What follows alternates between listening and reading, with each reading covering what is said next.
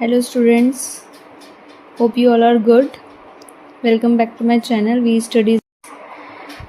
आज हम poem dust of snow जो क्लास 10th की फर्स्ट पोएम है इसके बारे में पढ़ेंगे with detail. Okay, class 10 poem dust of snow. Poem का नेम क्या है? Dust of snow. और पोएट का नेम क्या है? Robert Frost. जो पोएम का नेम है और जो पोएट का नेम है वो आपको ज़रूर याद रखना है, ठीक है। और एवरी पोएम का पोएट एंड पोएम नेम आपको याद होना चाहिए। Okay, are you ready to learn? Before we start, first of all you have book, pen और highlighter with you. Okay, let's begin here. The poem starts now. Dust of snow, written by Robert Frost. Okay, the way a crow shook down on me the dust of snow from a hemlock tree।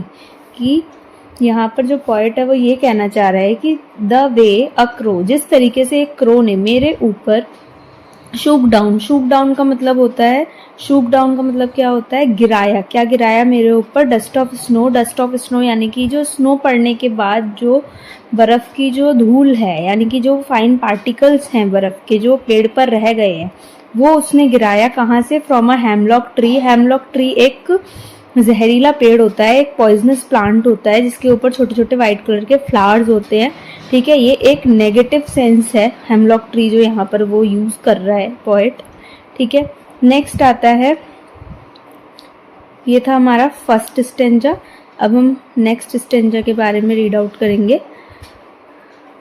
Has given my heart a change of mood and save some part of a day I had rude.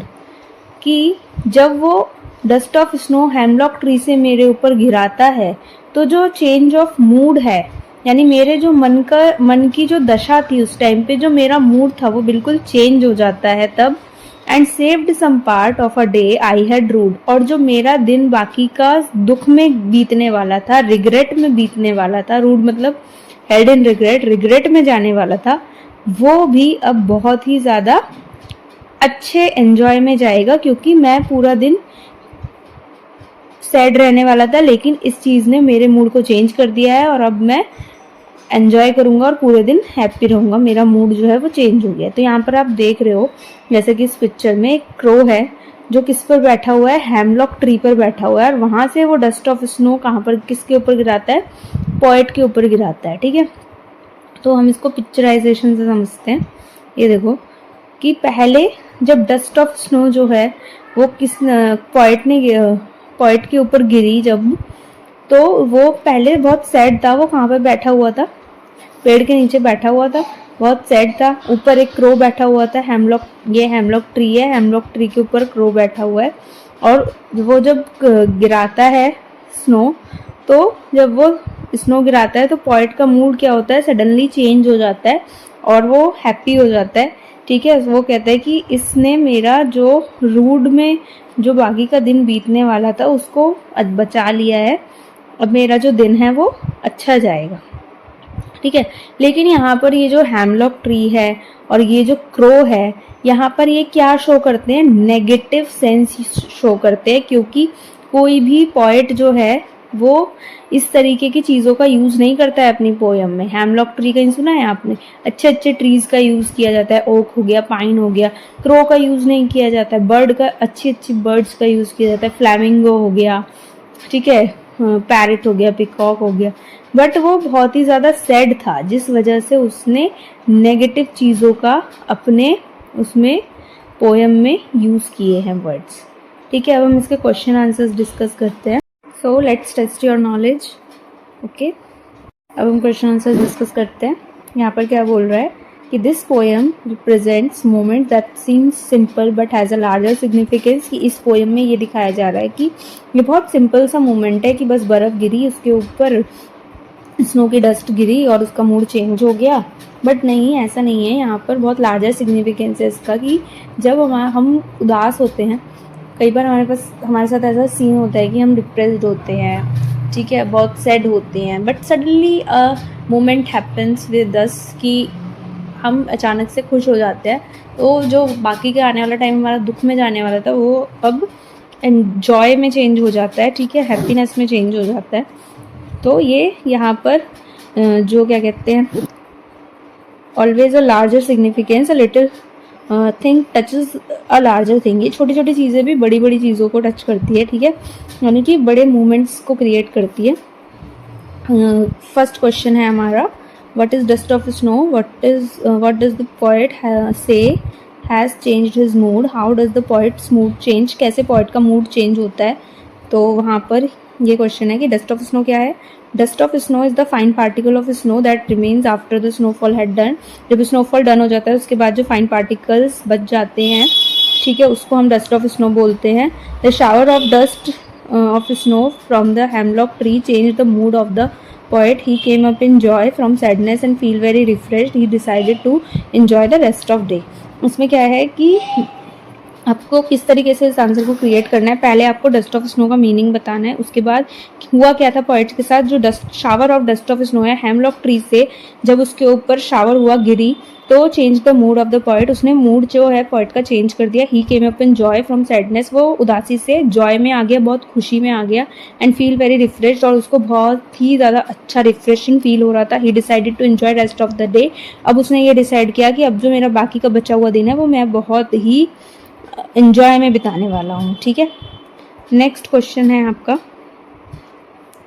How does the Frost present nature in this poem. Nature को Frost ने किस तरीके से present किया है इस poem में। The following question में help you think of the answer. तो ये सेकंड क्वेश्चन के 3 पार्ट है, यानी सेकंड क्वेश्चन में 3 पार्ट पूछे गए हैं। पहले तो यहाँ पूछा गया कि किस तरीके का नेचर पोएम में उसने शो किया है। फिर फर्स्ट क्वेश्चन है, सेकंड का फर्स्ट क्वेश्चन है, what are the birds that are usually named in the poems? Do you think crow is often mentioned in the poems? What images come to your mind when you think of a crow? इसमें बोला है कि birds जो poem में name use होता है वो कौन सा यूज होता है, आपको पता है? और आपको ऐसा लगता है कि क्रो कोई पोएम में यूज करता है? और क्रो के बारे में सोचने में आपको पता है कि माइंड में आपके क्या आता है?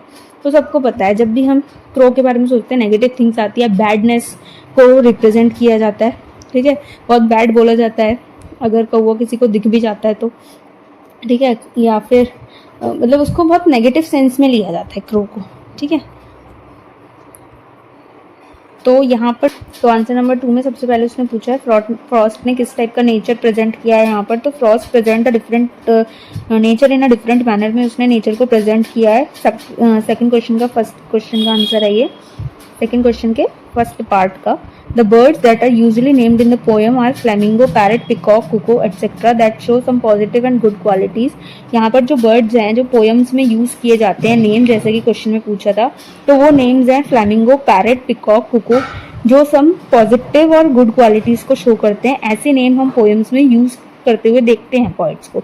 But here Frost has taken a totally different approach. लेकिन फ्रॉस्ट ने यहाँ पर, जो रॉबर्ट फ्रॉस्ट है इस पोएम का पोएट है, वो उसने बिल्कुल ही डिफरेंट अप्रोच को यहाँ पर शो किया है। He choose a crow which often use in the poem which is not often use in the poem, जो कि पोएम्स में यूज नहीं किया जाता है। Crow is black in colour, crow जो होता है वो ब्लैक कलर का होता है, with a very harsh voice. उसकी जो वॉइस होती है बहुत ही ज़्यादा हार्ड होती है और ख़राब वॉइस होती है। Is believe to be symbol of bad omen, और जो क्रो होता है उसको बैड ओमेन का सिंबल बोला जाता है, यानी कि बहुत ही नेगेटिव चीज़ों का सिंबल बोला जाता है। ऐसा देख लेते हैं, अगर क्रो को देख लिया तो कुछ बुरा होने वाला है, लोग ऐसा समझते हैं। थिंकिंग ऑफ अ क्रो, ठीक है, thinking of a crow brings very depressing and sorrowful pictures to our mind. जब हम क्रो के बारे में सोचते हैं तो बहुत ही ज़्यादा डिप्रेसिंग और सॉरोफुल यानी दुखद पिक्चर्स हमारे माइंड में आती है, ठीक है। यहाँ पर हम सेकंड क्वेश्चन का सेकंड पार्ट देखते हैं। Again what is hemlock tree, hemlock tree क्या होता है। Why doesn't the poet write about more beautiful tree such as maple, oak और पाइन। कि हेमलॉक ट्री भी पॉइजनस ट्री है, नेगेटिव सीन को शो करता है, और पोएट ने और भी ब्यूटीफुल ट्रीज हैं, मैपल हो गया, ओक हो गया, पाइन हो गया, लेकिन जो हमारा पोएट है रॉबर्ट फ्रॉस्ट, उसने इन सब ट्रीज, इतने सुंदर सुंदर ट्रीज और अच्छे अच्छे ट्रीज को छोड़ करके क्यों उसने हेमलॉक ट्री का यूज़ किया, ठीक है। ये क्वेश्चन है यहाँ पर, तो इसका जो आंसर है वो ये है। Again a hemlock tree is a poisonous plant है with small white flowers, small white flowers के साथ। हेमलॉक ट्री क्या होता है, पूछे ना, what is hemlock tree, poisonous plant, क्या होता है, पॉइजनस प्लांट होता है जिसके ऊपर छोटे छोटे व्हाइट कलर के फ्लावर्स आते हैं, that also represent the sadness, जो सैडनेस को रिप्रेजेंट करता है। The poet Robert Frost didn't choose and use an oak, maple और पाइन ट्री। जो पोएट है रॉबर्ट फ्रॉस्ट, वो ये नहीं चूज करता है कि एक ओक का ट्री चूज कर सकता था, मैपल का कर सकता था, पाइन का कर सकता था, लेकिन उसने उसको चूज नहीं किया। Instead he choose the hemlock tree. इसके अलावा उसने क्या चूज किया, हेमलॉक ट्री को चूज किया। And left all the beautiful trees present in the world, और जितने भी ब्यूटीफुल ट्रीज वर्ल्ड में प्रेजेंट हैं उन सबको उसने छोड़ दिया। ऐसा उसने क्यों किया, क्योंकि actually he did so to present his mood and feelings. वो अपने मूड और फीलिंग्स को दिखाना चाहता है कि वो बहुत ज्यादा दुखी था, नेगेटिव सेंस में था, इसलिए वो अपने जो फीलिंग्स है, मूड है सैड वाला, तो वो सैड वाली चीज़ें और नेगेटिव चीज़ों को ही यूज़ करके वो अपना मूड का जो क्या कहते हैं फीलिंग है वो उसको शो कर रहा है। Because he was very sad, that's why he choose negative things. वो बहुत ज़्यादा सैड था, इसलिए उसने नेगेटिव थिंग्स को ही चूज किया है। ठीक है,